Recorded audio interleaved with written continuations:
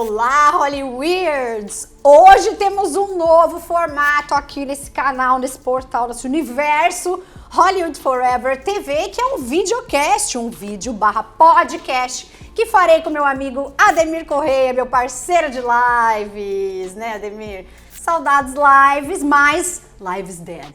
E agora a gente tá ao vivo. Agora a gente tá, exato, aqui ó, pertinho. E amiga, tu tá um pouquinho maior. Maior? Porque eu tava acostumado a te ver na mini telinha. Eu com esperanças que tivesse, sei lá, feito um alongamento Crescido. e crescido. Não, eu falei, tá de salto. Também. Mas como a gente não faz mais lives, então a gente resolveu chamar de Lives Dead. A live nossa tá morta, ela virou um podcast.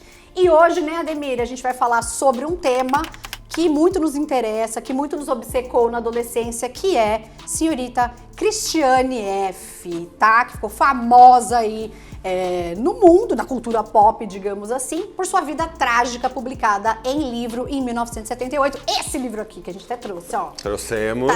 Eu, Christiane F., 13 anos, drogada e prostituída. Opa! Então, esse livro aqui, ele foi uma coisa que, quando eu vi isso aqui na biblioteca da minha mãe, eu fiquei fascinada por essa capa, por essa pessoa. E eu falei assim, mãe, eu preciso ler esse livro, por favor. Ela falou, não, vou deixar você ler quando você tiver 13 anos. E aí ela deixou. E a sua história é maravilhosa também, que eu conheço já. Eu lembro quando ele chegou, eu morava em Porto Alegre, eu tinha 9 anos, eu fiquei obcecado pela história da Christiane F. E aí eu pedi pra minha mãe me dar o livro da Christiane F. E aí a minha mãe me deu, porque em nenhum momento ela achou que o título Eu, Christiane F., 13 anos, drogada e prostituída, seria um livro forte para uma criança de 9 anos. Não contente, o meu aniversário de 9 anos também foi sobre a Christiane F.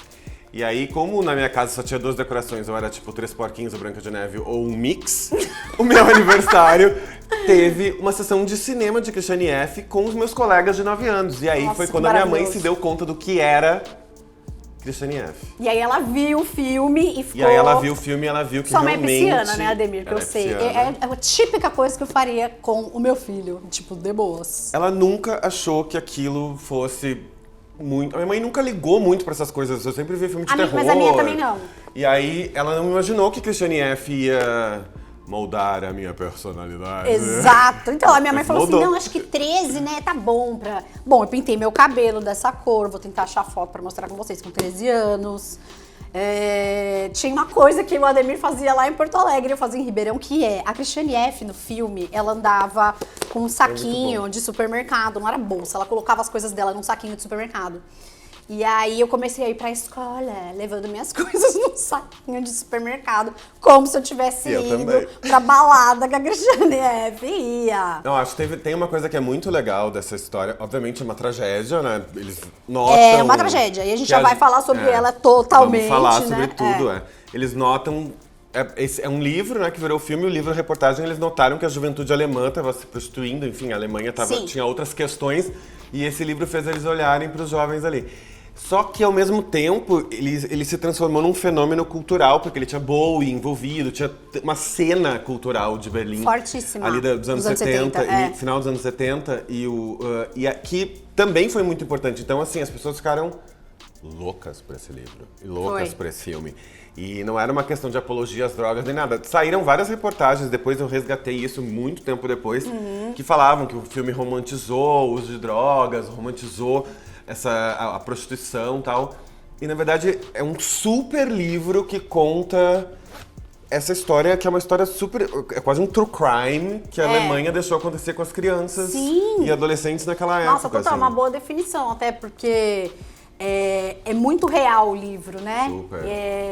Em nenhum momento há essa apologia, mas eu acho que isso acabou interessando aos jovens dos anos 80 e dos anos 90 justamente pela dureza das coisas, e era meio que o zeitgeist, né? A dureza das coisas, a parte mais obscura das coisas, né?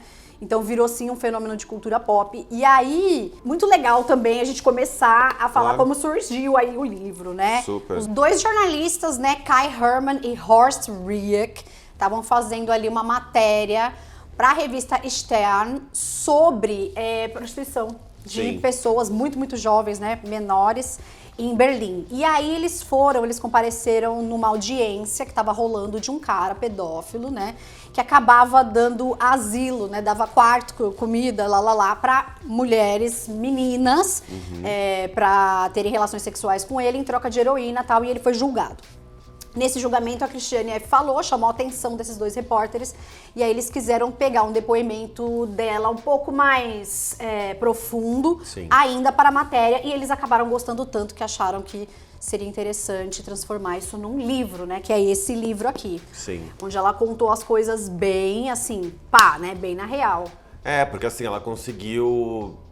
Ela tinha... A história dela meio que foi um modelo daquela geração, né? Então, Foi. não lembro, eu acho que ela ficou 2 meses dando depoimento, né? Pra esse jornalista, Foi. algo assim. 4 horas ela sentava e ficava conversando com E aí eles começaram a criar o livro. É muito legal. Eu acho legal. que é um dos livros que eu já mais li na minha vida.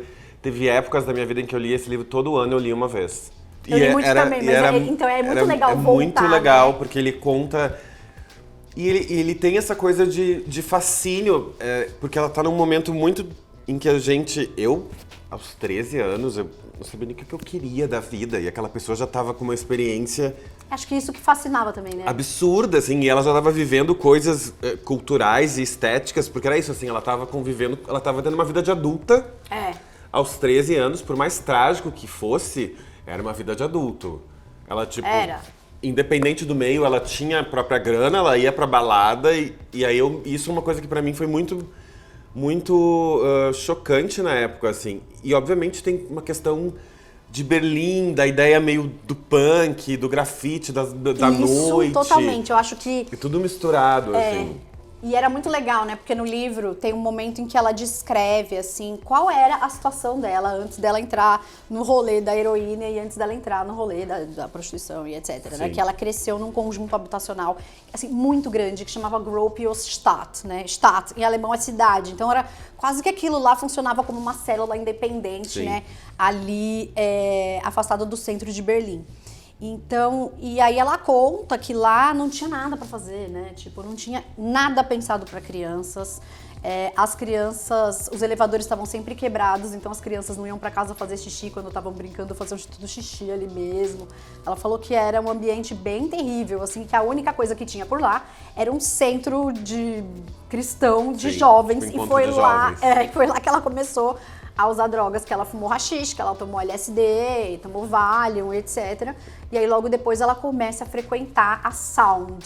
A tagline da balada era tipo, a balada, a discoteca mais moderna da Europa. O Bowie ia na Sound. E aí é isso, né, que eu acho que... E essa parte da Sound, tanto no filme quanto no livro, que chama muito a atenção pelo tipo de música que tava rolando lá, o movimento cultural grande, né? Tem uma coisa que eu acho que o filme mostra um pouquinho essa coisa, né, da onde ela morava, não mostra com tanto detalhe quanto no livro. Mas tem uma coisa que eu acho que é muito, que tanto o livro quanto o filme tem, que é o tédio.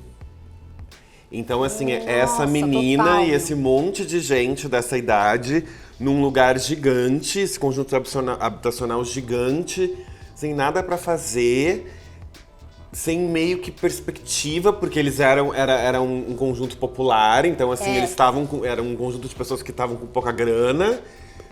E aí você vai vendo isso, e isso pra mim é muito crescente no livro, você vai vendo que ela vai tentando lidar com o próprio tédio e vai tentando se descobrir ao mesmo tempo. E você imagina que com 13 anos, independente de qualquer década, é 13 anos. Você tem a profundidade de uma vida de 13 anos. Então, nada, assim, né? você tá descobrindo o que você quer, o que você é ainda. Então, e ela tava, eu acho que tem muito um combate ao tédio, assim. Obviamente que não justifica você chegar num nível de vício e tal, mas assim, você vê que tem uma característica, né, que estava presente muito forte no livro e no filme. E também uma coisa que eu acho que fica muito presente, tanto, né, no livro, no filme e tal, no livro mais, claro, é os pais também muito desiludidos, né? É a morte do sonho daqueles pais, eles eram super jovens, o pai da Christiane tinha 18 anos quando teve ela, então assim, é um Berlim que veio de uma ressaca pós-guerra muito grande, Berlim estava dividida ainda, então assim, né, em oriental e ocidental, então os pais meio que, né, Total. Não sabia onde estavam essas crianças, esses adolescentes, eles mesmos estavam, sei lá, tentando... assim, se você for pensar esse momento da Alemanha, eles tinham tantas questões para discutir, tantas questões políticas, que a questão de perspectiva humana não era a principal discussão. Zero, Então tem isso também, essa geração, e eu lembro muito, quando eu li muito matérias sobre o livro, eu lembro que tinha muitas coisas que destacavam que a Alemanha se deu conta da juventude alemã a partir desse livro. Foi, sim. E Isso aí, é muito louco, né? Muito. E obviamente o livro tipo, é um sucesso mundial de vendas, mas assim, para a Alemanha foi um fenômeno também de horror, porque eles entenderam que era uma juventude perdida. E aí tem todas as questões, eles explicam todos os jovens que se encontravam nas estações de metrô e tal, e as pessoas passavam como se nada estivesse acontecendo. E eles estavam lá se vendendo para usar drogas, e usavam drogas abertamente, e usavam vários tipos de droga ao mesmo tempo, e iam se degradando aos poucos ali. E a vida continuava. E vira então... o rolê deles, assim, girava em torno, né? Acabou disso. que girava em torno só disso. Era assim, vai na Sound, que era a balada, né? Lá usa droga. Aí na estação do zoológico, que é a Bahnhof Zoo, lá de Berlim, iam se prostituir. E é engraçado, né? Que você vê que os depoimentos do livro é do tipo, não, vou fazer isso uma vez só, rapidinho ali. Super. E dali todo mundo, né, já ia todo dia se prostituir lá nessa rua, pra depois ir pra Sound, pra depois, sei lá, dormir na casa de um cara que ia trocar sexo por heroína. Então, assim, dias a fio sem voltar pra casa. Sem os pais saberem onde tá, né? Tem várias questões, assim, tem umas questões que era o único poder que eles tinham, né, que é o poder sobre o próprio corpo. Então o corpo era ali o meio que eles conseguiam para conseguir essa coisa rápida do vício ali, e o vício, quanto mais você usava, mais rápido o efeito passava e mais você precisava. Então era um ciclo, né? E aí levanta várias questões que meu Deus, existia uma clientela que pegava essas pessoas de 13 anos. Eles não se prostituíam para ninguém, existia demanda. São esses pedófilos, né? Então assim... Passando de carro e pegando essas tinha crianças. todo um caminho ali de carro. Meninos e meninas. Pra isso, então assim, eles estavam dentro desse ciclo aí e a sociedade estava junto também, porque o filme tem isso, né? A atriz, a Nath, ela conta quando eles estão filmando uma cena em que ela tá... que a Christiane F. tá ali se prostituindo pra comprar drogas, que um cara, que não era ator do filme, meio que parou pra tentar pegar ela ali. Gente, pra um programa, assim, e aí você vai... Aí ela falou que olhou a equipe assim, ó, não é esse o carro da nossa equipe, tipo, porque eles estavam longe com uma teleobjetiva, né? Tem isso também, eles, nessas locações, né, na estação do zoológico, sempre tinha uma fiscalização, eles não queriam que aquilo fosse gravado de nenhuma forma, então eles fizeram altas coisas pra gravar, né? Então é isso, ficava uma equipe longe com uma lente teleobjetiva, gravando ela lá do outro lado da rua. Também teve a coisa dele esconder, né? O fotógrafo. Porque assim, você pensa que você tem a cidade, não, por mais liberal que a Alemanha seja, né? Eles não querem mostrar os problemas. E mesmo que o filme não era uma ficção, ele era baseado num livro-reportagem. Então, assim, ele é também uma denúncia. Sim. Das políticas sociais ali da cidade, do governo. E aí obviamente, que você tem pessoas que estão ali sob efeito de drogas que também não querem ser filmadas. Então, se você for na Cracolândia, você também não vai conseguir. Sim. Porque as pessoas também querem algum nível de privacidade. Então, o fotógrafo tem isso também, é uma das curiosidades do filme, que ele tava numa cadeira de rodas com uma caixa, tentando filmar os personagens, os atores, nas locações reais, sem ser incomodado, porque era ilegal. Eles foram proibidos, né? Eles estavam lá e falou, opa, não pode. Foi o único jeito. Aí ele fez o Dawson's Creek, né? Lembra quando o Dawson's Creek botou a cadeira de roda pra fazer um travel? E eles contam... Ele conta que um monte de imagem não conseguiu ser usada porque ficou sem foco, porque ele também não conseguia ver, né? Eles usaram coisas sem foco, se vocês olharem. E isso eu acho incrível do filme. Eu achei até que era de propósito quando eu assisti. Quando eu assisti mais velha, porque quando eu assisti criança eu só fiquei assim... chocada. Eu lembro que eu assisti o livro, o filme, antes de ler o livro, assisti com a minha prima, e com a minha prima e com o meu primo. Meu primo amarelou, foi embora, não aguentou assistir o filme. E eu lembro que eu era bem criança, assim, eu não tinha entendido 100%, mas eu lembro que as imagens eram, assim, fascinantes. Eu gostava de coisas meio darks já, assim, né? Ele tem uma crueza, né? Eu gosto, assim, eu tenho, né, o filme também. Se eu vejo ele hoje, ele é totalmente atual, porque ele tem um cuidado visual que trouxe longevidade pro filme. Então, se você olha hoje, ele é muito parecido com o que a gente vive hoje, a fotografia. E aí ele tem uma coisa que eu acho que é genial, que é como ele trabalhou com não atores, né? Do tipo, muitos dos atores foram.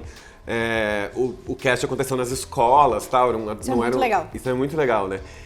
Eles também criaram uma forma de filmar esse grupo aí de jovens, que é a Cristiane e seus amigos, de uma forma mais livre. Então também tem isso. Ele tem essa... Nem sempre a câmera é boa, nem sempre a luz tá funcionando, mas a cena é absolutamente verdadeira. Tem uma ideia meio raw, né? Assim, ele é totalmente cru. E eles chamaram um fotógrafo de documentário, porque como eles eram muito crus, né? Ninguém era ator profissional, eles não conseguiam ficar na luz, dar o texto, às vezes eles davam umas...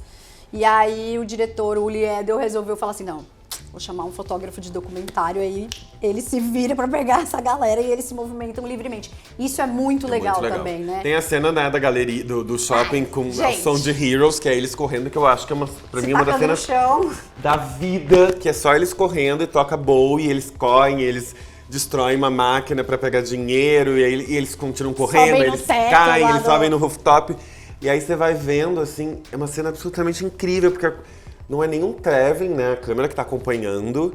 Absolutamente, tipo, descontrolada.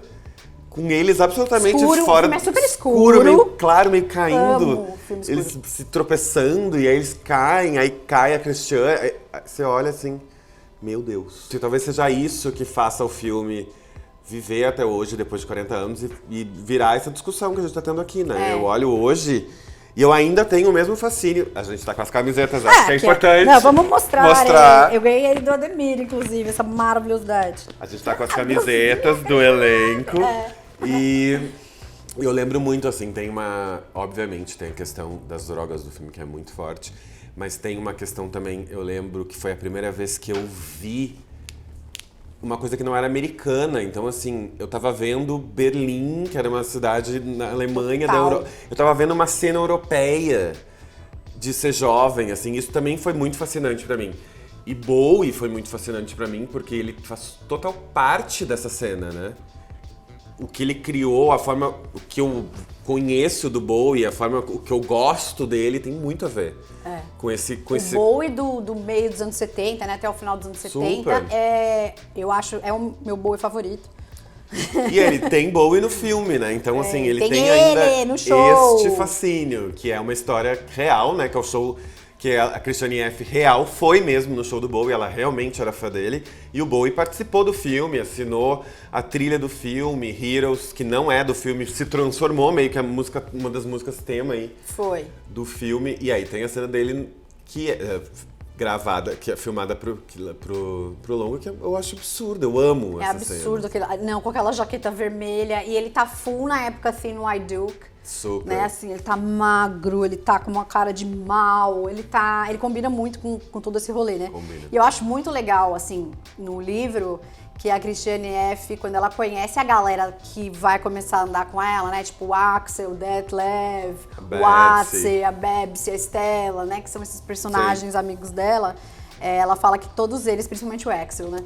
Se vestiam como Bowie. Então ela falou, preciso arrumar uns lookinhos aí também pra ficar meio no rolê Bowie e tal. Isso é muito legal. E uma coisa que eu achei que é polêmico, no sentido de que também é uma coisa anti-sociedade, é que o sonho dela era ser uma junkie, quando ela começou a usar droga. Então o sonho dela era usar heroína injetável. Ela falou, o dia que eu usar heroína injetável vai ser o dia que eu criei a persona que eu quero, né? Sim. Porque assim, o sonho dela era ser uma true junkie. E eu acho que isso que deixou todo mundo muito abismado naquela época e hoje, né? Que era o sonho. Por isso que acham que há toda a glamorização. Com certeza. Porque na verdade também é um não sonho, né? Uma fuga. Então, total. Assim, a forma de você lidar com aquilo, com a manhã dividida, com a sua falta de caminho aí, obviamente que também quando você é muito jovem as coisas são muito mais importantes Tem isso, né? As coisas são muito mais dramáticas. E aí, acho que também o uso de drogas tem a ver também com essa fuga, né? Que é isso, você é um junkie, você cria uma realidade ali pra você. Que é funcional, né? É funcional, ela é temporária, mas ao mesmo tempo você acha que controla ela. Então ela é uma coisa, um poder que é um poder seu, né? Por mais que não seja. Dependendo do nível de vício que você tem, você persegue o próprio vício, né? Mas enfim, ela tem isso, assim, esse sonho que é um sonho meio insonhável, né? Porque a gente é muito conservador. É um sonho de degradação. Como pensamento. A gente quer viver ao máximo, a gente quer que todo mundo seja lindo e que a vida seja uma harmonia. E na verdade, às vezes você tá em lugares em que não é possível isso acontecer. E a gente sabe bem sobre estar em lugares em que as coisas não deveriam ser como estão. Então, assim, às vezes a fuga é um caminho também, é uma forma de lutar, é fugir. Nada justifica nada, mas assim, também é um formato. A gente vai reiterando isso, mas eu acho que ficou claro, também né? é uma forma de conseguir permanecer ali, né? De estar ali. Ela, em nenhum momento do livro ou do filme, ela fala sobre morrer, na verdade. Exato, e aí depois eu quero chegar numa coisa com esse negócio da morte aí. Porque é interessante, tem acho que a morte mais chocante do livro e do filme é a Babsi, né? Que é a adolescente mais jovem morta pela heroína na Alemanha. Aí ela saiu na capa de um jornal, né? Sie war erst 14. E ela tinha 14 anos. Né? E aí tem uma coisa também que é assim, a vida dele serviu de mau exemplo, mas ao mesmo tempo serviu de alerta. Porque é isso, assim, depois que uma adolescente morre aos 14 anos de overdose de heroína... A vítima mais jovem A vítima mais jovem do país, você começa a entender que essa droga está chegando... Se ela morreu aos 14 anos, ela não começou a usar aos 14 anos. Então tem isso também, assim, você vai vendo... Ela pode ter começado, mas enfim... Muito se levanta a questão de que ela já usa drogas há um tempo, aí você começa a entender o nível... A decadência é rápida, né? A queda é rápida. E é louco, né? Porque a vida, né? A Cristiane se tornou essa junkie que ela queria, né? Com o ônus que isso trazia. Super.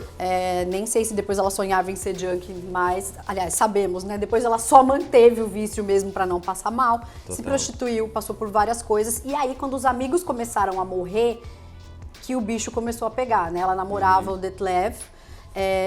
Aí um primeiro namorado dela, que é o Atsi, morreu. O Axel, que era um grande amigo deles, morreu.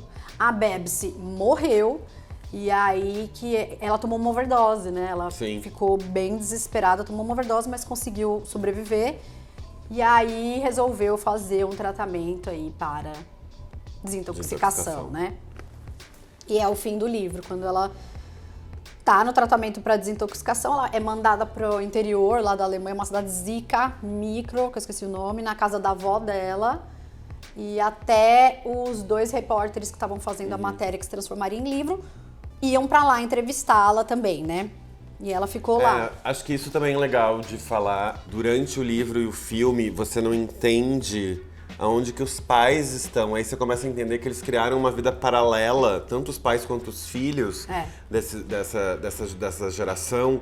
Porque é isso, assim, a Cristiane chegou num nível de ter uma overdose. A mãe dela nunca interviu muito nessa situação, pelo menos das notícias que a gente tem, né, através do livro e do filme, era tudo muito livre, então assim... Teve um momento que ela ajudou... Tem um momento, mas assim, ela tinha uma irmã, tem a irmã... a se desintoxicarem naquele esquema cold turkey, que é o único momento que eu me lembro desse acontecimento. E ela vai pra uma clínica também, pro Narconon, mas foge e beleza. E aí é isso, é uma vida... Ele vai mostrando, o filme é muito... Ele tem uma linha de tempo muito cronológica, ele vai mostrando a degradação no decorrer do filme e é muito forte, né? Ele não tem... Muito.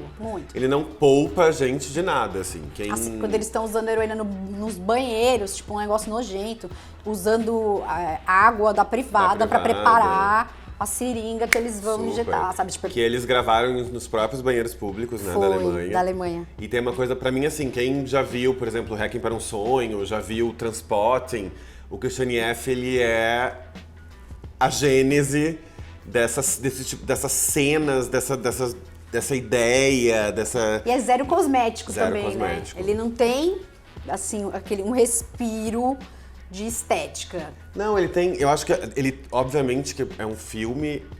Ele foi, por mais que seja baseado numa história real, ele é um filme, ele tem um pensamento estético, ele é bonito. Sim, ele é bonito. Ele tem uma dureza da beleza, assim, ele não te poupa de nada, mas ao mesmo tempo ele é absolutamente... Cru, né?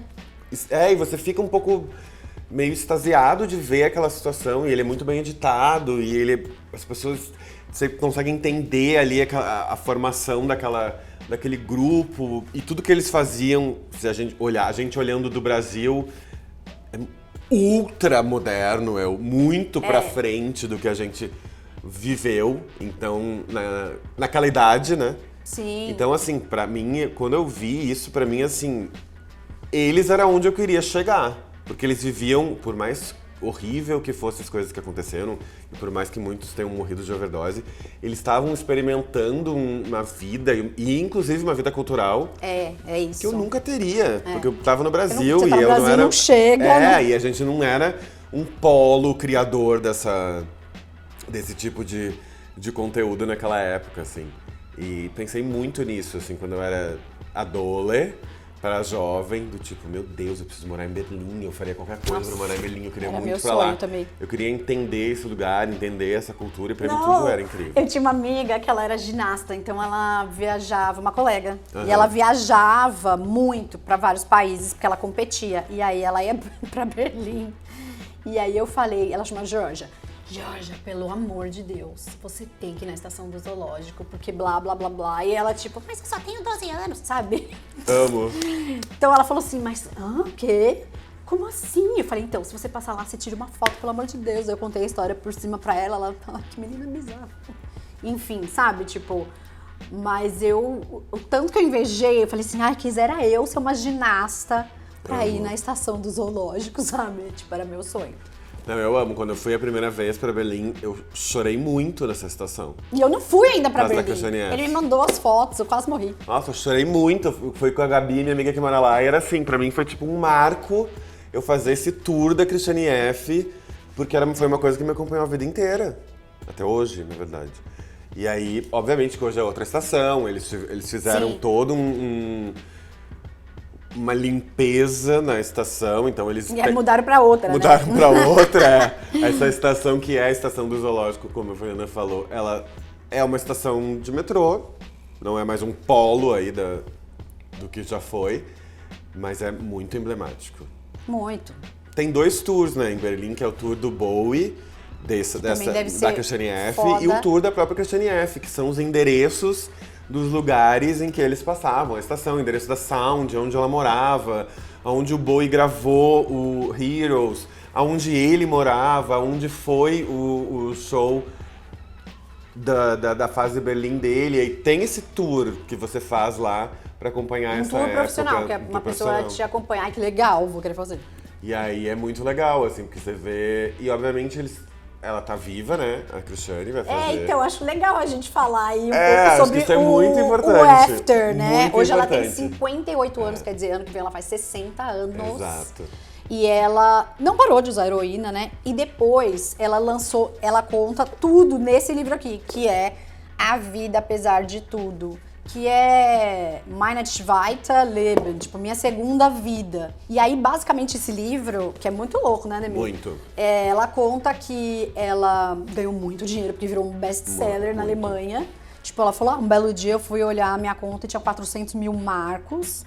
Ela foi morar em Hamburgo, ela começou a namorar o Alexander Hacke, da banda do Einstürzende der Neubauten, que tem o Blixa, também era amigo dela, né? O Blixa que foi guitarrista do Bad Seeds, Nick Cave and the Bad Seeds, muito tempo. E era essa galerinha de Hamburgo, então ela fez, né, um pouco de música, Sim. mas também não se dedicou. Trabalhou um pouco como atriz, mas também não se dedicou. Eu acho que a única coisa a qual ela se dedicou a vida inteira foi a heroína. Acho que sim, tem uma coisa... Ela ganhou muito dinheiro e ela... Esse livro, pra mim, ele poderia chamar Sequelas. Nossa... Porque esse livro é sobre o nível de piração que ela chegou Não.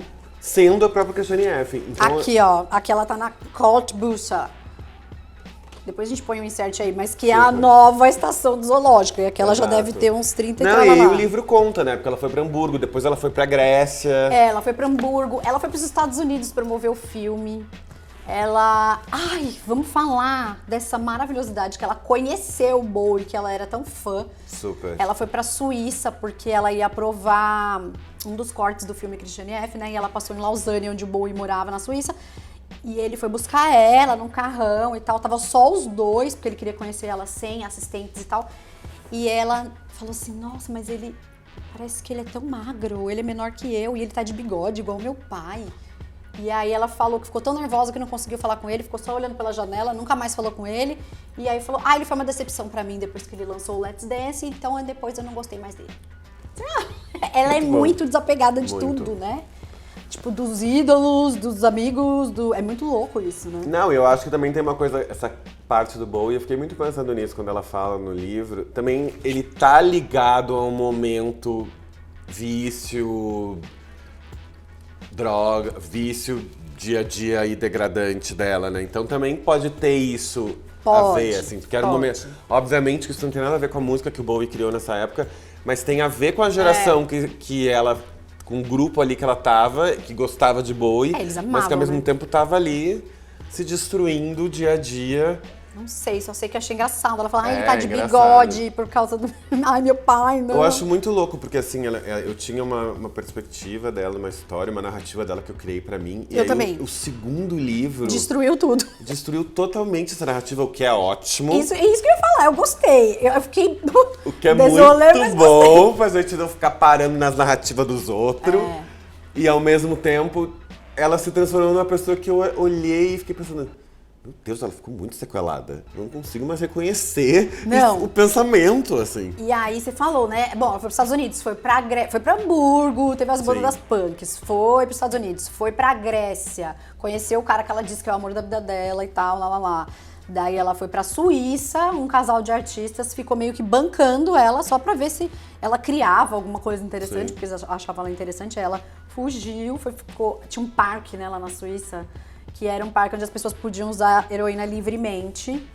E aí ela ficou lá. Ela fez um GPS da heroína, né? Ela fez o GPS da heroína. E aí tem uma coisa que é muito louca, que daí quando volta lá na glamorização do filme, a gente vê uma coisa, sim, que é a glamorização da Christiane F.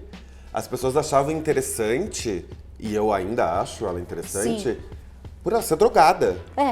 A persona dela é essa. Ela criou um ar artístico junkie. Foi. E aí você for para... Ela teve banda punk, foi atriz, enfim, que você já enumerou aí. Mas ao mesmo tempo, o que a gente conhece dela é a vida... Ela é o Big Brother da droga dela, assim. Então, assim, os artistas bancaram ela pra ela criar alguma coisa criativa. E ela fugiu Quem com essa falou que ela droga? seria criativa? Exato. Quem falou que ela Sabe? seria criativa? Ela era uma pessoa que usou drogas, várias drogas, misturou Não, e drogas. ela tava com uma quase teve galera um lá de dia. Berlim, tipo, Então, que era o Neubauten, que Super. era assim, quem tava fazendo a música mais experimental da Alemanha no momento, sabe? E Total. não Assim, rolou. falam que o filme glamorizou a Christiane F., mas a sociedade glamorizou a Christiane F. Até hoje, ela vive dos direitos autorais da própria história de dessa drogas história. dela. Então, assim, realmente a gente glamorizou isso. Ela vive da própria glamorização, da própria destruição. Não, é muito louco que eu tô lembrando Eu agora adorei de uns minha própria momentos. frase. Tá muito boa. Eu tô lembrando de uns momentos, né? Que ela morava na casa, num apartamento lá, caro, que tinha um caixão, onde ela guardava, tipo, correspondência. Tem isso, né? Tem o caixão. Coisinhas, guardava tudo. E 4 cachorros, tipo, gigantescos. E eles meio que faziam maior sujeira no apartamento e ela... foda-se, sabe? Então, assim, era muito... Ela foi vivendo dessa forma, foi vivendo. Eu acho que ela deve viver assim até hoje. Ela teve um filho. Sim. Que foi... Enfim, o Estado acabou tirando o filho dela, tentaram devolver, ficou uma batalha judicial ali, que ela mesma não participou muito, né? Total. Mas ela tem contato com esse filho, que chama Philip. E aí, no final do livro, uma coisa que quando a gente leu, né, Ademir, a gente comentou muito... foi que ela tá contando tudo isso, e é muito interessante, né? Sim. A destruição do mito Christiane F. e o que aconteceu depois, minha segunda vida, né? Sim. E aí ela começa a falar com a maior certeza do mundo que o apartamento dela tem escutas telefônicas, que o governo está ouvindo as conversas dela, que ela tinha que ser muito cuidadosa ao falar com as pessoas, porque ela estava bugada, assim. Onde ela fosse, tinham pessoas que estavam ouvindo o que ela estava falando. Então, assim, um delírio muito pesado, assim, sabe? Ela criou uma mania de perseguição, né? Que, obviamente, ela teve isso, né? Até existe uma percepção de droga, né? Sobre isso, de você criar esse tipo de mania. E também a própria fama. Total, e ela levou né? Isso depois pra uma situação que é isso. Tipo, a câmera de vigilância do prédio dela era sobre ela. E essa parte é muito legal, porque você fica pensando... É um grande umbigo, né? Do tipo assim, você consegue achar que a câmera de vigilância do seu prédio é sobre você. A ponto de achar que você tá bugado. O seu apartamento tem buguinhos que querem te ouvir e tal. E aí, eu até lembrei de uma cena da série, né? Que agora a série tem nova. A série, né? Que chama-se Wir Kinder vom Bahnhof Zoo. Ou em Zoo, lá de zoológico, que vocês vão achar. E aí, é uma adaptação do livro, né? Totalmente diferente do que o filme mostrou. Enfim, é bem mais clean, né? Super. Eu achei... Tem uma coisa que eu achei interessante. Eu vi, aí não gostei, te falei, né? Que não tinha gostado. Depois eu fiquei pensando, e aí tem uma coisa que eu achei legal, que não tem no filme e no livro não tem, que é quase ficcional, ou enfim, que é, eles mostram outros momentos. Tem mais contexto. Tem. E talvez seja por isso que eu não tenha achado interessante. Ele é bem Porque contextualizado. o contexto é absolutamente banal. Porque faz parte da vida. Então tem tipo um episódio que é o Natal. Nossa, lembrei. Aí elas vão no pet Natal. shop. Tem umas coisas muito corriqueiras que o livro não... O filme não tem. O filme de 81. O filme de 81 é uma grande balada, né? É sem parar, né? É rápido, assim, meio E a letal. série, ela tem uma narrativa mais lenta e você vai conhecendo o background das famílias, dos personagens. Ela é um pouco, A relação entre eles é um pouco mais dramático. Tem vários momentos meio nada. Às vezes me deu umas sensações meio de uns formatos de tédio que a Sofia Coppola faz genialmente, assim. Sim. De criar situações pra mostrar ali o nada acontecendo, que eu acho isso gênio. Também adoro. Depois eu comecei a entender melhor a série, assim. E tem um pouco do melodrama também, né? Mas eu gosto porque ele é equilibrado justamente com isso que você falou. Ele é assim, muito do clean, tédio, né? Eu ainda achei muito clean pra uma história tão pesada. E aí eu acho que aí nesse caso, diferente do filme da Christiane F., que é super cru, eu acho que a série ela é muito mais propensa a glamorizar do que o próprio filme, porque o filme ele é muito pesado. A série, ela é tão leve que ela pode dar a entender, não tô dizendo que tá dando, mas ela pode dar a entender que é legal mesmo. Porque, é Gossip Girl, vai. Exato, só que você tá falando de vícios e de drogas pesadas. E acho que é importante que a gente contextualizar isso também. A heroína na Europa, ela não é uma droga superior como é no Brasil, né? Ela é super comum. É mais barato que cocaína. É mais barato, é a droga do dia a dia ali, de lá. E aí a série me deu muito essa percepção, assim, todo mundo é muito fashion, muito desfile, muito fashionista, na verdade. A Cristiane com um casaco maravilhoso. Maravilhoso. E no filme a Cristiane tá meio mais ou menos com a mesma roupa. Tá mais ou menos com a mesma roupa o tempo inteiro. Que é maravilhoso. De meia, sandália e saquinho de supermercado. Eu amo o visu. Bom, eu vim com esse lencinho. E um sapato e tal, e aquele cabelo. E aí é isso, assim, você vai... A série... Depois eu fiquei pensando, a série talvez ela consiga te levar pra um lugar de glamorização de uma forma muito mais fácil, até porque são mais capítulos, né? Tem mais duração. Você se envolve mais com os personagens, né? Super. E aí talvez até mostre melhor esse tédio aí, porque todos os personagens estão meio em situações limite, né? Eu não consegui captar toda a parte que foi baseada ali. Porque tem umas partes ficcionais, tipo, não queria dar spoiler, mas o modo como a Babsy morre na série não foi o modo como a Babsy morreu na vida real, né? Sim. Eles têm umas licenças ali, né, e tem até um disclaimer no começo. Tem uma questão de família, né, que mostra melhor os contextos do que no da filme. Babsy é aquilo mesmo, né, ela veio de uma família rica e tralalá. Exatamente. E mostra mais, assim, você consegue entender melhor ali cada questão. E sabe o que eu gostei da série? Assim, eu fui preparar, eu comecei a ver, eu até tuitei, nossa, acabaram com o meu Christiane F, lá, né? E aí eu fui assistindo e falei, não, pera, outra coisa, outro, sabe? Outro olhar. É outro olhar e tudo bem, é clean, bem, beleza. E aí achei bonito, assim, no final, sabe? Mas tem uma coisa que eu achei engraçado, Apesar que de assim, clean, ele apesar se de passa, né, nos anos 70, 80. A série, ela é absolutamente anos 70. O filme, ele é absolutamente atemporal. Atemporal, você vai ver, parece que é... A série, ela é quase disco. Mas sabe que no começo eu achei a série, eu falei assim, ela tá sendo agora ou não é, sabe? Eu acho que também Mas ao teve mesmo- esse apelo pras Não, pessoas. também, só uma que ao mesmo estilização tempo, dos anos 70, assim. ele tem uma... exato. Né? Mas sim, anos 70, mas é estilizado. Exato. Então, ele tem uma estilização de tempo, de época que o filme não tem. Não, e a Sound? A Sound era uma balada que parecia uma balada de Playboy, de House. E a Sound do Super. filme, tipo, tinha um cinema que ficava passando coisa bizarra. Não, a Sound e era uns tipo uma becos. boate, tipo underground, que ia... Uma boate de prostituição. Na época era uma discoteca, né? De prostituição. Não era um lugar limpo e seguro para ninguém. Na verdade. Era um lugar que tinha boa música, porque Berlim tem essa questão, né, da música, mas era um lugar em que as pessoas também se prostituíam na própria Sound. Na própria balada. Mas também atraía, obviamente, pessoas de todos os jeitos. Tipo e o isso David que fazia Bowie e ser o Iggy legal. Pop. Essa era a ideia, né?